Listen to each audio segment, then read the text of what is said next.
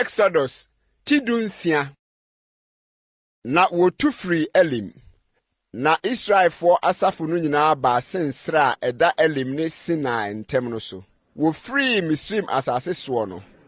Bosome a etoso mienu no. Da etoso dadu nanum ne no. Na Israel for asafu mu no nyinaa nwinwi tia Mose ne Aaron esre so ho. Na Israel for no ka kire won se anka Awurade ma yenwu ne nsa no Misrim asase a na yetete nam nkukuo ho na yedidi miye no so na moyi aba esre su se mode ekwamre kunkum asafu mu nyinaa. Na Awurade ka kire Mose se hwe merebe ma aduane afiri soro ato ama mo na ɔman no mfiri dida biara nkɔta sidie ebeso wɔn ano dako na men so wɔn menhwɛ sɛ obedi memra so anaasɛ ɔreni so na da ɛtɔ nsia no ɔresiesie deɛ ɔfa no a ɛnyɛ deɛ wɔtase daa no mo ho. Na Mose ne Aaron ka kire Israelfo no nyinaa sɛ enwumre na mobehunu sɛ Awurade na oyi mo Misraim asase so na nɔpa na mobehunu Awurade animonyam efiri sɛ wate mo nwinwi a munwinwi tia Awurade no na yɛn deɛ ɛde ne yɛn na munwinwi tia yɛn. Na Mose se Awurade bɛma mo nam adi anwumre ne aduane adi ame anɔpa efiri sɛ Awurade ate mo nwinwi a munwinwi tia no no na de ne yɛn ɛnyɛ yɛn na munwinwi tia na emom Awurade. Na Mose ka kire Aaron sɛ ka kire Israelfo asafo no nyinaa sɛ montwimpre Awurade anim efiri sɛ wate mo nwinwi no. Na Aaron rekasa akire Israelfo asafo nyinaa no wɔdane wɔ n'ani kyerɛ ɛsrɛ so na hwɛ Awurade animonyam yi adi mununkum no mu. Na Awurade ka kire Mose sɛ mate Israelfo enwinwi no ka kire wɔn sɛ enwumre mu bedi nam na anɔpa mo de aduane amen na mohum sɛ me ne Awurade mo Nyankopɔn. Na enwumre no mokoma wɔn ho so ba bɛkata nsraban ne so. Na anɔpa no obosuo gu nsraban ne ho hyiae. Na obosuo a egui ne kɔɔ soro. Na hwɛ na biribi nkrowa nketenkete gugu ɛsrɛ n'ani. Nketenkete te sɛ fam bosuo nkyenkyeneyɛ.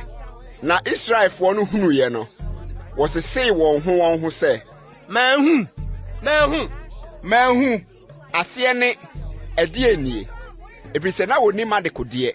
Na Mose ka kyerɛ wɔn sɛ yɛni aduane a Awurade de ama mo sɛ munnie no asɛm a Awurade ahyɛ nie montase bi sɛdeɛ obiara bedie ɔma miako sɛdeɛ mo nipa dodoɔ yɛ na montase obiara ntase ma wɔn a wɔwɔ ne ntomadan mu no. Na Israelfo no yɛ ɔsa. Na wɔtase ebinom deɛ pii ebinom deɛ kakraa bi. Na wɔde ɔma susui. Na deɛ ɔtase pii no anya akyire bi. Na deɛ ɔtase kakraa bi no anka ne bi. Wɔn nyinaa tase sɛdeɛ obedie. Na Mose ka kyerɛ wɔn sɛ obiara nya bi mma deɛ nkye so. Nanso wɔantie Mose. Na ebinom gyaa bi ma adeɛ kyee so. Na ɛdɔre mmoa na ɛbɔne. Na Mose bu fu wɔn. Na wɔtase anɔpa obiara sɛdeɛ obedie. Na owia mu yɛ den na anane. Na da ɛtɔ so nsia no wɔtase aduane no mo ho. Ɔbaako deɛ ɔma 12. Na asafo no mpanimfoɔ nyinaa ba bɛka kyerɛ Mose. Na ɔka kyerɛ wɔn sɛ deɛ Awurade aka nie ɔkyena yɛ homeda kronkron a wodi ma Awurade monto deɛ mowɔ to na monnoa deɛ mowɔ noa na deɛ bɛka no momfa nsie nkosi anɔpa. Na wɔde sie kosi anɔpa sɛdeɛ Mose hyɛeɛ no na ammɔn nso na mmoa biara nni mu.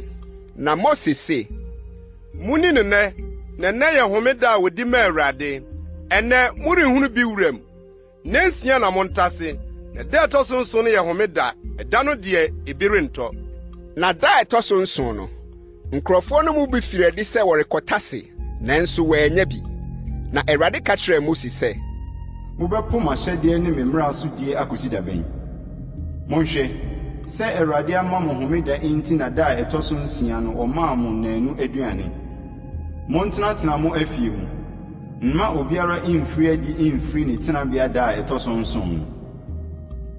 Ɛna ɔman no homee da ɛtɔ so nson no. Na Israelfoɔ frɛ no mana. Nso ɛte sɛ wisaba fitaa. na ne dɛ te sɛ tatra a ɛwuo wom. Na Mose kaa sɛ, asɛm a Awurade ahyɛ nie. Momfa ebi nhyɛ Omer mma mfansie awɔ ntoatoaso a ɛbɛba mo akyire no. Na wahunu aduane a mede me maa mo diiɛ wɔ serɛ soɔ, bere a meyii mo Misraim asase soɔ no. Na Mose ka kyerɛɛ Aaron sɛ, fa kuruwa bi na fa ma na Omer mma gu mu, fa si Awurade anim, na wɔmfa nsie mo awɔ ntoatoasoɔ. Sɛdeɛ Awurade hyɛɛ Mose no, Aaron de si adanseɛ no anim sɛ ɔde resie. Na Israelfoɔ di mana mfirinhyia 40, de kosii sɛ woduru asase bi a nkurɔfoɔ bi te soɔ. Wodi mana de kosii sɛ woduru Canaan asase no hyeɛ soɔ. Nso Omer yɛ Efa abupan 12 biako.